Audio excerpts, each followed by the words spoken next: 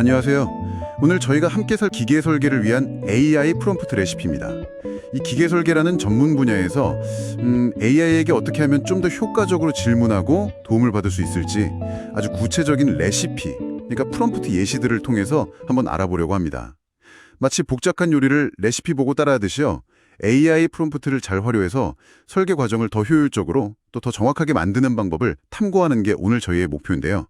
AI가 어떻게 당신의 생각 파트너가 될 수 있을지 정말 기대되지 않나요? 자, 그럼 본격적으로 한번 파헤쳐보죠. 네, 정말 흥미로운 주제입니다. 근데 시작하기 전에 이거 하나는 꼭 짚고 넘어가고 싶어요. AI가 설계자를 뭐 대체한다, 이런 개념이 절대 아니고요. 네네. 그 점이 중요하죠? 그렇죠. 설계자의 능력을 확장하고 또 보조하는 도구라는 겁니다. 특히 막대한 양의 정보를 다루거나 좀 반복적인 작업 있잖아요. 그런 걸 효율화하는 데는 정말 큰 도움을 줄 수 있습니다. 오늘 살펴볼 이 예시들이 대부분 상황, 요청, 결과물 이 세 가지 CAO 원칙을 따르고 있는데요. 이게 AI랑 명확하게 소통하는 기본적인 틀이 된다고 보시면 됩니다. 좋습니다. 그럼 비계 설계의 정말 첫걸음이라고 할 수 있는 그 도면 해독부터 이야기를 시작해 볼까요? 2D 도면 보고 3D 형상을 머릿속에 그리는 거예요.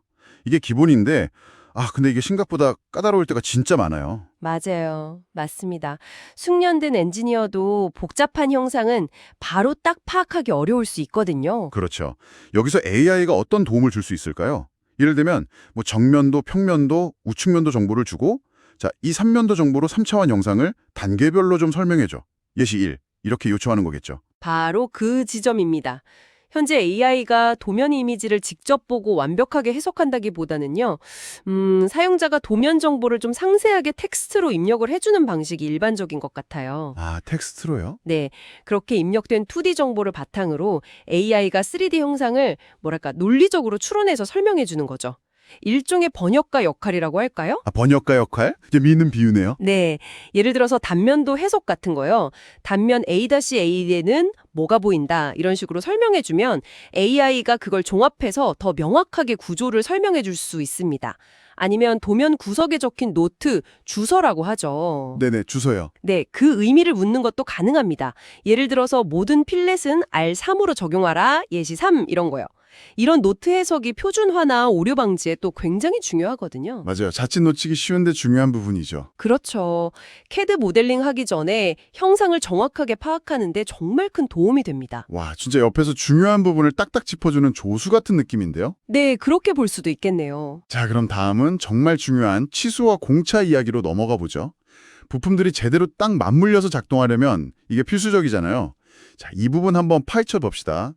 예를 들어서 축이랑 구멍의 공차 등급 50H6, H7 이걸 알려주고 이 끼워 맞춤 종무가 뭔지, 그러니까 틈새인지 억지인지 중간인지 판별해주고 최대 최소 틈새나 죬새를 계산해줘. 이렇게 요청할 수 있겠네요. 네, 여기서 AI가 흥미로운 점은요. 단순히 계산만 빨리 하는 게 아니라는 거예요. 그래요? 네. ISO 286 같은 표준 규격 데이터 기반으로 작동하거든요. 그러니까 사람이 막 규격표 찾아보고 해석하고 계산하다가 실수할 수 있는 그런 부분 있잖아요. 네네, 휴먼 에러요. 그렇죠. 그런 휴먼 에러를 원천적으로 막아줄 수 있다는 데 더 큰 의미가 있습니다. 파이 50, H6, H7 같은 경우에 AI는 표준값 찾아서 바로 계산해주고 이건 틈새 끼워 맞춤이네요. 이렇게 판별까지 해주죠. 심지어 이게 보통 어떤 용도로 쓰이는지 부가 정보까지 줄 수도 있고요. 와, 단순히 계산기 이상이네요, 정말. 그럼 여러 부품이 조립될 때 공차가 쌓이는 거 있잖아요. 공차 누적 분석, 예시 5. 이것도 중요할 것 같은데요. 예를 들어 부품 A, B, C가 직렬로 조립될 때 최종 길이가 어떻게 될지 예측하는 거예요. 이게 생각보다 복잡할 수 있거든요. AI는 이것도 잘하나요? 이 부분이야말로 AI가 단순 계산기를 넘어서 분석 도구로서의 가치를 보여주는 지점이라고 생각합니다. 분석 도구. 네, 각 부품 치수랑 공차를 입력하면 AI는 최악 공차 분석, 그러니까 모든 부품이 최대거나 최소 치수일 때를 가정해서 전체 길이의 최대 최소값을 바로 계산해 줍니다. 근데 여기서 더 나아가면요. 통계적 분석을 요청해서 실제 발생 확률이 높은 공차 범위까지 예측할 수도 있어요. 와, 통계 분석까지요? 네. 그러면 너무 엄격한 공차 설정을 피해서 생산 비용을 줄이는 데도 도움이 될 수 있겠죠. 그리고 그 복잡한 기하공차 기호 있잖아요. GD&T. 아, 네. GD&T 예시욕. 정말 어렵죠? 그쵸. 뭐 예를 들어 위치도 0.02 A, B, C 이런 기호의 의미를 설명해달라고 요청할 수도 있습니다. AI는 그 의미 해석뿐만 아니라 이게 부품의 어떤 기능, 뭐 정밀한 조립 위치나 동적 균형 같은 거랑 관련 있는지, 또 검사는 어떻게 해야 하는지 설명까지 곁들일 수 있습니다. 이런 분석 결과는 나중에 CAD 보넬에 주석으로 달거나 PDM 시스템의 속성 정보로 바로 활용될 수도 있고요. 정말 유용하겠네요. 자, 그럼 다음 주제로 넘어가서 부품의 성능과 내구성에 아주 큰 영향을 미치는 재료 선정, 그리고 표면 처리, 열 처리 이쪽으로 가보죠. AI가 여기서도 길잡이가 될 수 있다고요? 예를 들어서 아주 구체적인 조건을 주는 거죠. 왕복 운동하는 축인데 압축이랑 굽힘 하중을 받고 좀 습한 환경에서 쓰여요. 그리고 비용도 중요해요. 여기에 적합한 금속 재료 3가지 추천해 주세요. 예시 7. 이렇게요. 그렇습니다. 여기서 AI의 진짜 강점은 방대한 데이터베이스를 그냥 검색만 하는 게 아니라는 점이에요.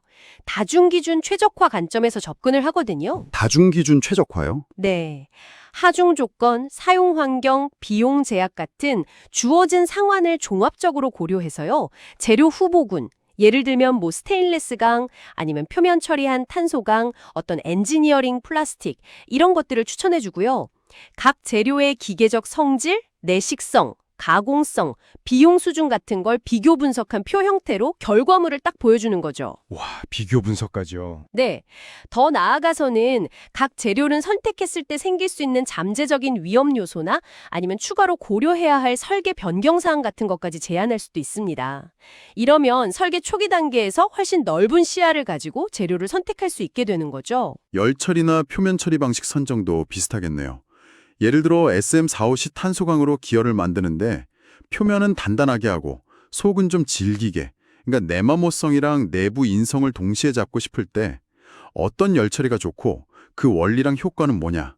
예시 8. 이렇게 물어보는 경우처럼요. 단순히 고주파 경화 이렇게 답만 얻는 게 아니라 왜 그게 좋은지에 대한 설명이 중요할 것 같은데요. 맞습니다. AI는 그런 요구사항을 컨텍스트로 받아서 고주파 경화라는 액션을 추천하면서 그 원리, 예를 들면 뭐 표피 효과를 이용한 빠른 가열 냉각이다. 그리고 그 결과 표면 경도는 얼마 이상 나오고 내마모성은 좋아지고 내부 인성은 유지된다. 이런 걸 설명해 줄 수 있습니다. 여기서 더 나아가면 다른 열처리 방법, 뭐 침탄 열처리 같은 거랑 비교했을 때 장단점이나 비용 차이, 필요한 설비 같은 것까지 함께 제시하도록 요청할 수도 있고요. 또 오교에 설치할 탄소강 SS400을 구조물 부식 방지하려면 아연 도금이 좋을까? 에폭시 도장이 좋을까? 예시 9. 이런 표면 처리 비교 질문도 마찬가지입니다. 그런 비교도 가능하군요. 네, 각 방식의 수명, 유지보수 주기, 환경 규제 문제, 초기 비용, 장기 비용 이런 것들을 다 비교 분석해서요. 단순한 기술 비교를 넘어서 경제성이나 지속 가능성까지 고려한 의사결정을 지원할 수 있는 거죠.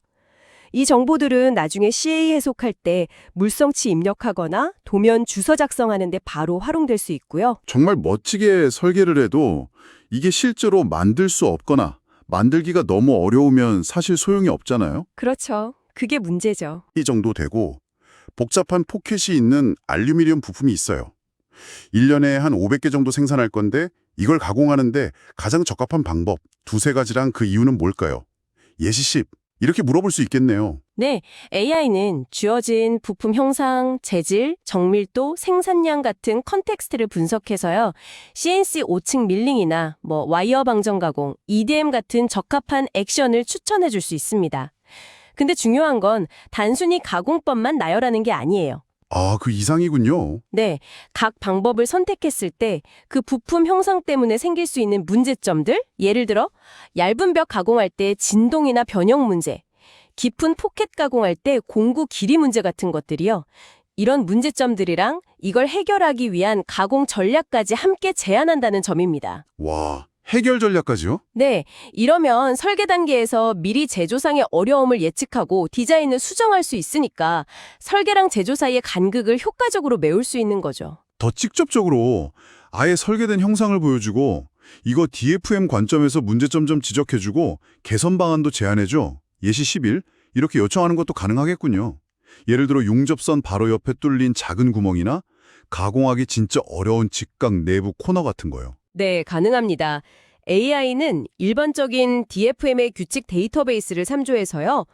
용접부 근처 구멍은 열 변형 위험이 있으니 좀 떨어뜨리거나 용접 후에 가공하세요라거나 직각 내부 코너는 응력 집중도 문제고 가공도 어려우니 최소 R값을 적용해서 라운딩 처리하세요와 같이 구체적인 개선 방안을 제안할 수 있습니다.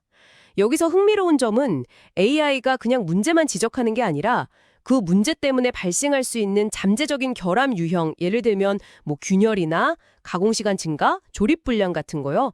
그런 것까지 예측해서 개선의 필요성을 더 설득력 있게 제시할 수 있다는 겁니다. 조립 용이성, DFA 측면에서는 어떤 도움을 받을 수 있을까요? 부품 목록이랑 체결 방식, 예를 들어 베이스, 패널, 커버, 지지대, 모터, 센서 이런 것들이 있고 M4, M3 볼트로 조립한다.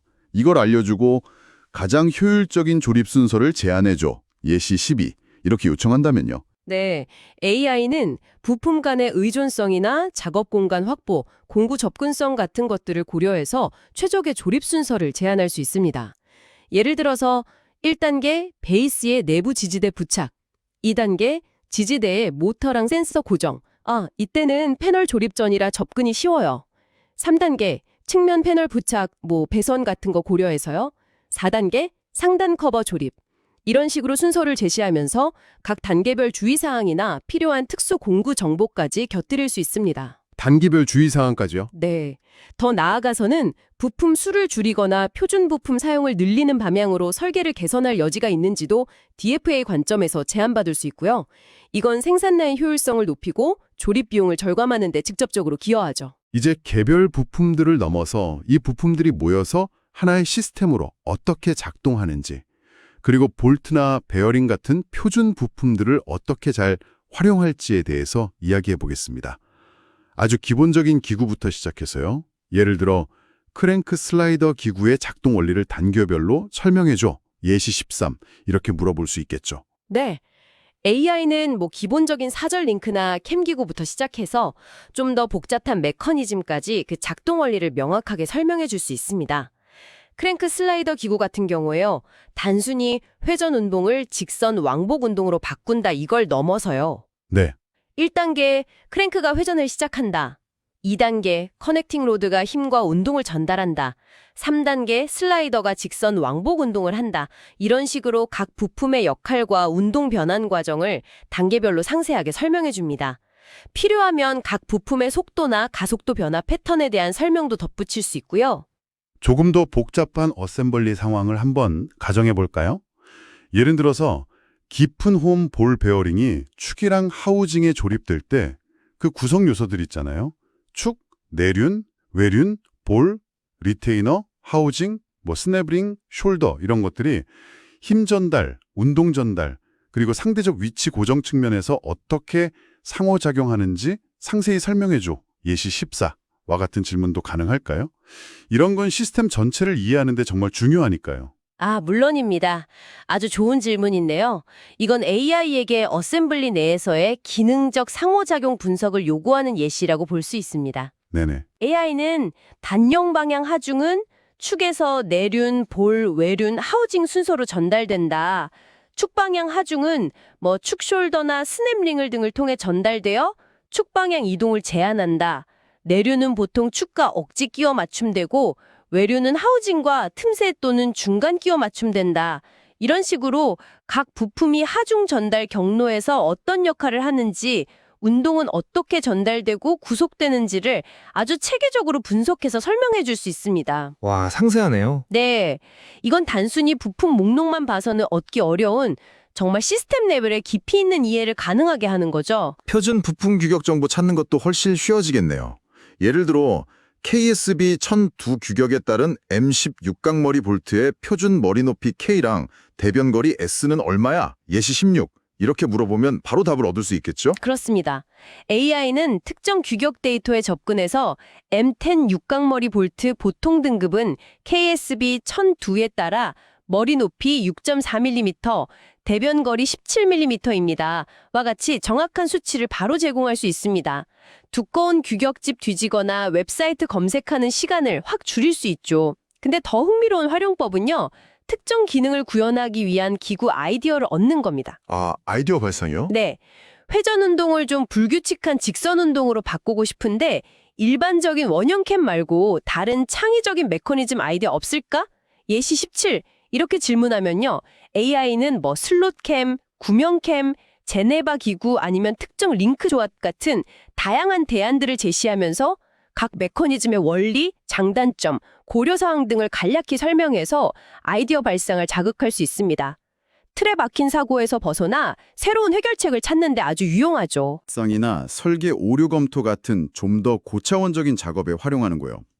예를 들어서 두 개의 강판을 용접이나 볼트 체결 말고요. 외부에서 체결부가 안 보이게 빠르고 반영구적으로 접합할 수 있는 혁신적인 아이디어 3가지 좀 제안해줘. 예시 19. 이런 질문이요. 바로 그런 열린 질문에 AI가 브레인스토밍 파트너로서의 역할을 톡톡히 할 수 있습니다. 브레인스토밍 파트너? 네. AI는 학습한 방대한 기술 자료를 바탕으로요. 뭐 구조용 접착제 사용이나 클린칭이라고 소성 변형 이용하는 거, 아니면 레이저 용접 변형 같은 예상치 못한 다양한 대안들을 제시할 수 있습니다. 각 아이디어에 대해서 작동 원리, 예상 강도, 필요 장비, 비용 수준, 장단점 등을 비교 설명하도록 요청하면 설계자는 초기 컨셉 단계에서 훨씬 폭넓은 선택지를 검토하고 최적의 방안을 선택할 수 있게 되는 거죠. 특정 기능을 구현해야 할 때 여러 가지 컨셉 아이디어를 받아보는 것도 가능하겠네요. 컨베이어 벨트 위를 지나가는 물체를 특정 위치에서 딱 1초간 잠시 멈췄다가 다시 출발시키는 자동화 시스템을 만들어야 하는데 가능한 5가지 서로 다른 작동 방식의 컨셉 아이디어를 제안해줘. 예시 20. 이렇게요. 네, AI는 다양한 기술 요소를 조합해서 여러 수준의 컨셉을 제시할 수 있습니다. 예를 들어서 아주 간단하게는 센서 감지에서 공합 실린더로 스토퍼를 작동시키는 방식. 아, 물리적인 방식이군요. 그렇죠. 아니면 좀 더 정밀하게 제어하고 싶으면 서버 모터나 스텝 모터로 컨베이어 속도를 순간적으로 제어하는 방식. 또는 기계적으로는 캠이랑 레버를 이용하는 방식. 전자기 클러치를 쓰는 방식. 아니면 PLC랑 센서, 밸브 등을 조합하는 방식, 이런 식으로요. 각 컨셉에 대해서 필요한 주요 부품이나 예상 정밀도, 시스템 복잡도, 비용 같은 걸 간략하게 언급해주면 설계자는 프로젝트 요구사항이랑 예산에 맞춰서 가장 적합한 방향을 설정하는데 큰 도움을 받을 수 있습니다. 설계 오류 검토 측면에서도 AI를 활용할 수 있겠죠. 예를 들어서 복잡한 도면의 치수 정보를 텍스트로 요약해서 입력하고 혹시 명백한 치수기임 누락이나 좀 상식적으로 이상해 보이는 공차 표기는 없는지 검토 좀 해줘. 예시 28. 이렇게 기본적인 체크를 요청하거나요. 아니면 지금 설계된 상태에서 회전하는 부품 B랑 고정된 하우징 A 사이의 간섭, 그러니까 충돌이 발생할 가능성이 있는 위험 구간은 어디일까? 예시 29처럼 잠재적 문제를 예측하도록 요청할 수도 있을 것 같습니다. 맞습니다. 기본적인 오류 검토의 경우 AI는 입력된 정보를 바탕으로 정면도랑 평면도에서 같은 피처인데 치수가 다른 것 같아요. 라거나 이거 기준면 같은데 데이텀 설정이나 관련 공차가 빠진 것 같네요. 와 같은 잠재적 오류나 불일치를 지적할 수 있습니다. 물론 이게 완벽한 검증은 아니지만 기본적인 실수를 걸러내는 데는 도움이 되죠. 간섭 분석 예시 29 같은 경우에는요. 각 부품의 형상 정보랑 상대 위치, 운동 범위를 고려해서 부품 B가 최대 회전 각도에 도달했을 때 이쪽 모서리가 하우징 A의 돌출부랑 충돌할 가능성이 있습니다. 예상 간섭량은 약 0.5mm 정도 됩니다. 와 같이 잠재적 충돌 부위와 심각도를 예측해서 경고해 줄 수 있습니다. 오, 구체적인 수치까지요? 네. 더 나아가서 기능적인 문제 해결에도 활용될 수 있습니다. 예를 들어 스프링 클램프 고정력이 설계 목표보다 약한데 가능한 설계상의 원인이랑 개선 아이디어 좀 제시해줘. 예시 30. 이렇게 질문하면요. AI는 스프링 상수가 부족하거나 레버 암 길이 비율이 부적절하거나 마찰력이 부족하거나 공차 누적 문제일 수 있습니다. 이런 식으로 가능한 원인들을 추론하고요. 각각에 대해서 더 강한 스프링으로 바꾸세요. 피봇 위치를 변경해서 지렛대 관리를 최적화하세요. 접촉면에 미끄럼 방지 패턴을 넣거나 고마찰 재질을 써보세요. 주요 부품 정밀도를 높이세요. 같은 구체적인 개선 방안을 제안할 수 있습니다. 마지막으로 AI가 실제 CAD 소프트웨어 사용법이나 설계의 기초가 되는 공학 개념 이해에도 도움을 줄 수 있다는 점도 상당히 흥미롭습니다. 예를 들어서 솔리드웍스에서 이미 그려진 스케치 선을 이용해서 리브 피처를 만드는 단계별 절차를 자세히 알려줘 예시 22처럼 아주 구체적인 작업 지시를 받을 수도 있겠네요. 그렇습니다. AI는 특정 CAD 소프트웨어의 특정 기능 사용법에 대해서 마치 튜토리얼처럼 단계별 가이드를 제공할 수 있습니다. 1단계 피처 탭에서 리브 아이콘 클릭, 2단계 프로파일 선택 영역에서 스케치선 선택, 이런 식으로 아주 상세하게 안내해 줄 수 있죠. 복잡하거나 자주 안 쓰는 기능 사용법을 빠르게 익히는데 정말 유용합니다. 실무에서 겪는 어려움에 대한 해결 팁을 얻는 것도 가능하겠군요. 예를 들면 이런 거요. 수백 개 이상 부품으로 된 대형 어셈블리 파일을 인벤터에서 작업하는데 모델 로딩이나 화면 회전이 너무 느려요. 이거 개선할 효과적인 팁 4가지 이상 알려줘. 예시 23 같은 질문요. 네. 이런 실무적인 문제에 대해서도 AI는 효과적인 해결책들을 제시할 수 있습니다. 예를 들면, 자주 수정 안 되는 하위 어셈블리는 간략화 기능이나 상세 수준 표현을 활용해서 메모리 사용량을 줄이세요. 라거나, 작업 중에 불필요한 부품은 가시성을 끄거나 억제 상태로 만드세요. 또는 인벤트 옵션에서 하드웨어 설정을 최적화하세요. 같은 구체적이고 실용적인 팁들을 제공해서 작업 생산성을 높이는 데 도움을 줄 수 있습니다.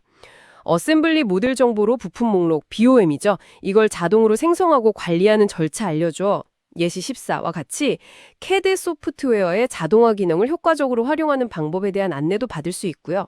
더 근본적으로 들어가서 설계 바탕이 되는 기초 공학 개념에 대한 이해를 돕는 역할도 할 수 있겠군요. 응력, 스트레스와 변형률, 스트레인의 개념을 비전공자도 이해하기 쉽게 설명해줘. 예시 25라거나 고유 진동수와 모두 형상이란 무엇이고 기계 설계에서 왜 중요한가요? 예시 26. 아니면 열 전달의 3가지 방식, 전도, 대류, 복사를 설명해줘. 예시 27와 같은 질문들이요. 그렇습니다. 이런 기초 공학 개념들은 CA에서 결과를 올바르게 이해하고 활용하기 위한 필수 지식이죠. AI는 응력을 재료 내부 단위 면적당 힘으로, 변형률을 변형된 길이와 원래 길이의 비율로 정의하고 이 둘의 관계를 그래프와 함께 설명해 줄 수 있습니다. 예시 25. 고유 진동수 예시 26에 대해서는 모든 물체가 가진 고유한 진동 주파수인데 외부에서 이 주파수랑 같은 힘이 가해지면 공진 현상이 발생해서 위험할 수 있다는 점을 강조하고, 모두 형상은 각 고유 진동수에서 물체가 어떻게 떨리는지 보여주는 것이라고 설명하면서 설계 시 왜 이걸 고려해야 하는지 중요성을 설명할 수 있습니다. 공진이 위험하니까요. 명확한 예시와 함께 설명해서 열 해석 결과를 이해하고 방열 설계 같은 데 적용하는 데 필요한 기초 지식을 제공합니다. 자, 오늘 저희가 이렇게 쭉 탐구한 내용을 종합해보면 당신에게 어떤 의미가 있을까요? AI는 더 이상 그냥 정보 검색기나 계산기가 아니라는 겁니다. 기계 설계의 거의 모든 단계에서 복잡한 도면과 규격을 해독하고 최적의 재료와 가공법을 제안하고 또 잠재적인 오류를 찾아내고 심지어는 창의적인 아이디어 발상까지 돕는 그야말로 다재다능한 설계 조력자가 될 잠재력을 가지고 있다는 것이죠. 여기서 가장 중요한 핵심은 결국 어떻게 질문하는가, 여기에 달려있다고 봅니다. 오늘 살펴본 다양한 프롬프트 레시피들은 사실 그냥 시작점일 뿐이에요. 네, 시작점이죠. 네, 당신이 지금 직면한 구체적인 설계 문제나 궁금증에 맞춰서 명확한 상황 컨텍스트를 설정하고 원하는 바를 구체적인 요청 액션으로 정의하고 또 기대하는 결과물, 아웃풋의 형태를 명시하는 연습. 이 CAO 원칙에 기반한 효과적인 질문을 꾸준히 하는 것이 중요합니다. 이걸 통해 AI는 당신의 정보 탐색 능력, 분석 능력, 그리고 최종적인 의사결정 능력을 정말 비약적으로 향상시키는 강력한 도구가 될 겁니다. 마지막으로 당신이 한번 깊이 생각해 볼 만한 질문을 던지면서 마무리하고 싶습니다. 우리는 오늘 AI가 기존의 설계 지식을 분석하고 문제를 해결하고 또 최적화하는 데 도움을 줄 수 있다는 것을 확인했습니다. 그렇다면 여기서 한 걸음 더 나아가서요. AI가 인간 설계자가 미처 생각하지 못했던 완전히 새로운 개념의 기계장치나 시스템을, 예를 들면 생체 모방 기술이나 전혀 다른 분야의 물리 법칙을 융합해서 먼저 제안하는 단계까지 이를 수 있을까요? 어쩌면 당신의 다음번 혁신적인 설계는 AI와의 이런 창의적인 협업을 통해 탄생할지도 모릅니다. 오늘 저희와 함께한 이 깊이 있는 탐구가 당신의 설계 역량을 한 단계 끌어올리는데 좋은 영감을 주었기를 바랍니다. 경청해 주셔서 감사합니다.